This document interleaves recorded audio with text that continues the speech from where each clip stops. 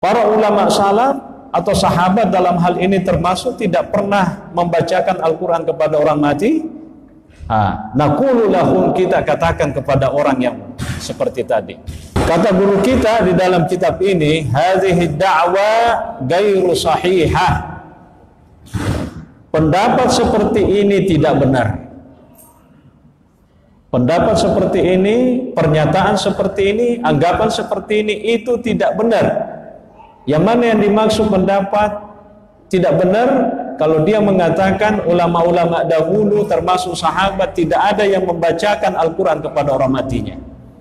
Apa buktinya? Li'anna al-qira'ata 'ala al-amwati sahhat an ibni Umar radhiyallahu anhuma.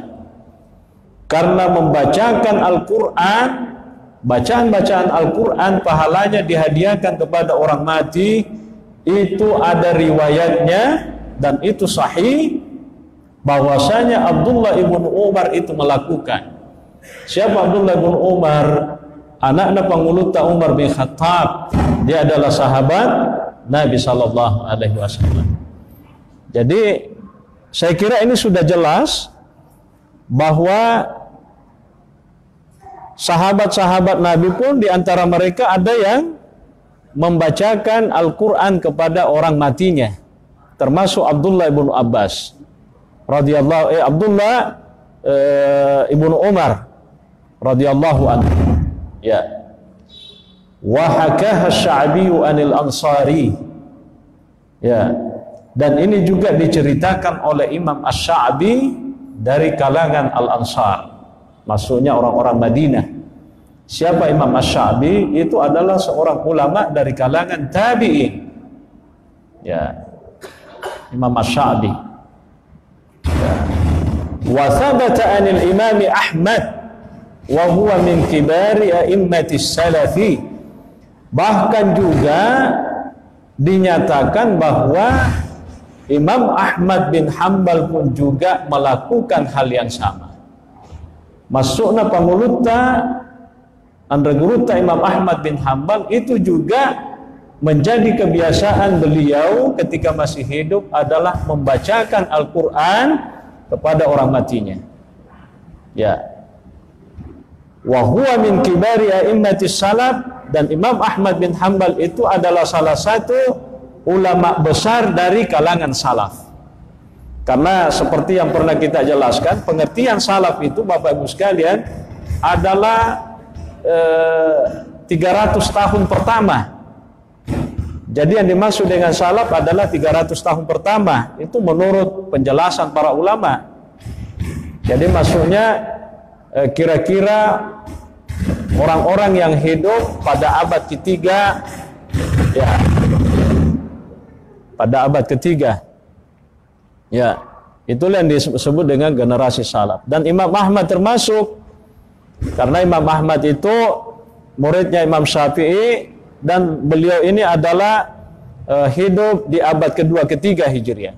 Ya, itu. Al-qira'atu 'alal amwati amara biha Nabi sallallahu alaihi wasallam. Bahkan membacakan Al-Qur'an kepada orang mati itu termasuk bagian daripada perintah Nabi sallallahu alaihi wasallam. Apa hadisnya? Nabi mengatakan, "Iqra'u Yasin 'ala mautakum."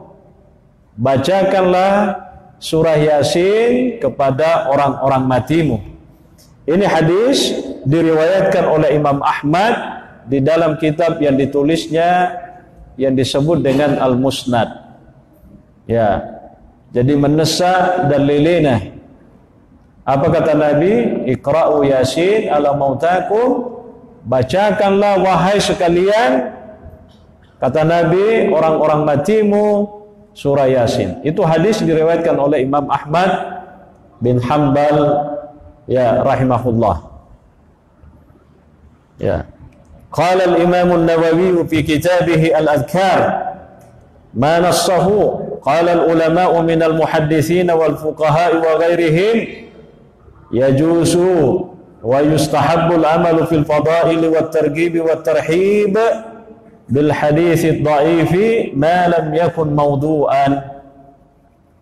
Jadi Imam Nawawi itu menjelaskan di dalam kitab Al-Adhkar bahwa seandainya saja ada mengatakan bahwa hadis yang disebutkan itu adalah hadis dhaif, lemah, maka dia menegaskan bahwa para ulama ahli hadis, para ulama ahli fikih dan selainnya mengatakan bahwa boleh, bahkan dianjurkan ya hadis dhaif itu dipakai di dalam hal-hal yang berkaitan dengan masalah fadailul amal, masalah kemuliaan-kemuliaan, itu bisa dipakai hadisnya, atau targhib wa tarhib, atau hadis yang berkenaan dengan ancaman dan kebajikan. Malam yakun maudu'an, selama hadis itu bukan hadis palsu. Ini juga sudah pernah kita jelaskan bahwa perlu dibedakan antara hadis dhaif dengan hadis palsu. Kalau hadis palsu, hadis munkar, hadis maudhu, itu jelas diyakini 100% kalau itu bukan ucapan Nabi SAW. Tapi kalau hadis dhaif, hadis lemah, itu banyak faktor yang menyebabkan dia bisa lemah. Mungkin yang menerima itu ingatannya sedikit agak lemah sehingga hadisnya juga dipermasalahkan. Padahal bukan berarti bahwa hadis itu otomatis bukan Nabi yang mengatakan demikian, bukan. Ya, itu. Lalu kemudian ini ada riwayat lagi. Warawal Imam Ahmad fil Musnadi. Ya, jadi Imam Ahmad bin Hanbal itu meriwayatkan di dalam kitabnya Al-Musnad annahu lamma hadaratil wafatu Gudayfah bin al-Harith as-Sunali qala liman indahu hal minkum ahadun yaqra'u Yasin. Jadi berita penguluta Imam Ahmad bin Hanbal ketika seorang bernama Gudayf ya bin Al-Haris itu meninggal, Imam Ahmad bin Hanbal itu mengatakan, hal minkum ahadun yaqra'u Yasin, apakah tidak ada di antara kalian yang bisa membacakan surah Yasin? Ya, yaruna kutana penguluta niga sanna anda guruta Imam Ahmad bin Hanbal. Tidakkah ada orang yang bisa bacakan surah Yasin kepada Gudayf bin Al-Haris ini karena dia sudah mati? Qala fa qara'aha Salih bin Suraih ya As-Sakuni. Maka Imam Ahmad mengatakan yang membacakan surah Yasin pada saat itu adalah seorang yang bernama Salih bin Suraih As-Sakuni.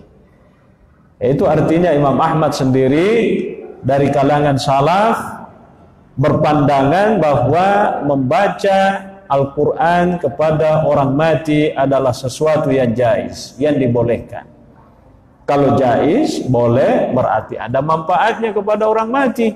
Pada itu juga guna-gunanya dipikir wagagai kode itu gagal tujuannya, ya kan? Itu logikanya begitu. Ya. Jadi artinya kalau Al-Quran itu dibacakan kepada orang mati, berarti itu ada manfaat yang bisa didapatkan oleh orang mati. Paling tidak, pahala-pahalanya kalau diniatkan itu sampai kepada yang bersangkutan. Ya. Fakanu yaquluna idza quri'at ya'ni Yasin ala mayyitin khuffifa anhu biha.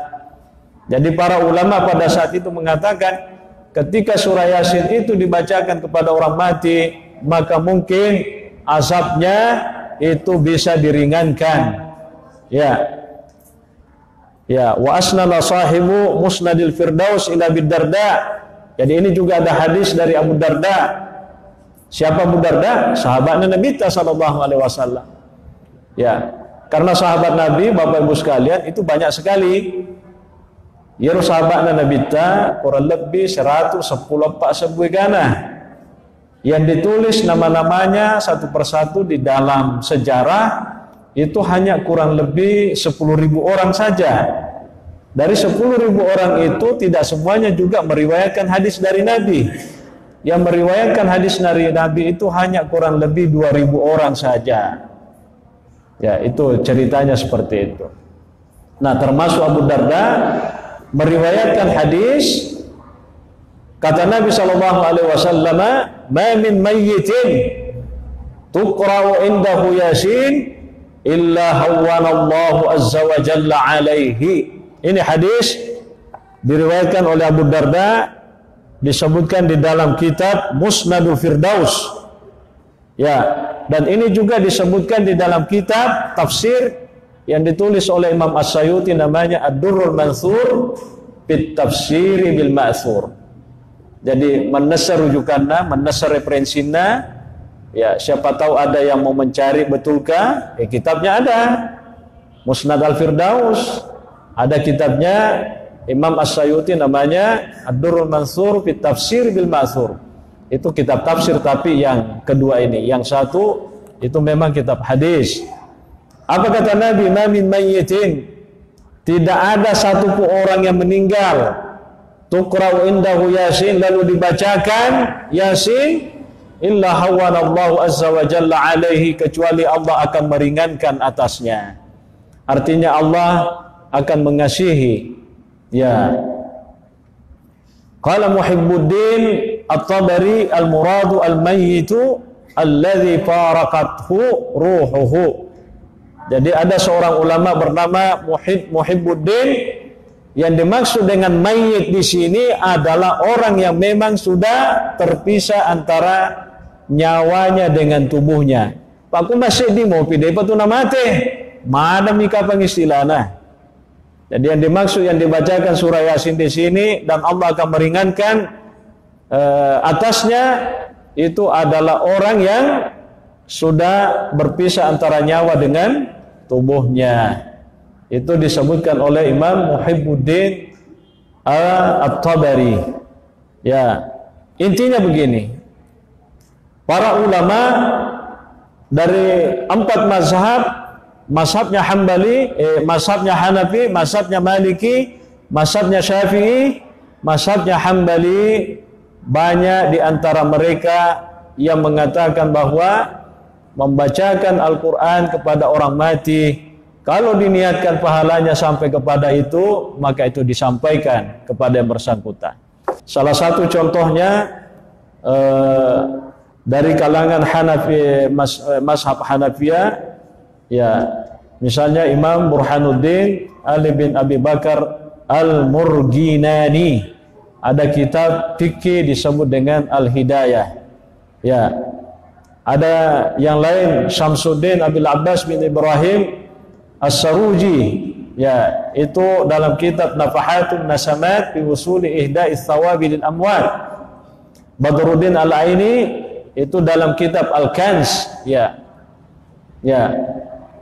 Kanzud Daqaiq, ya.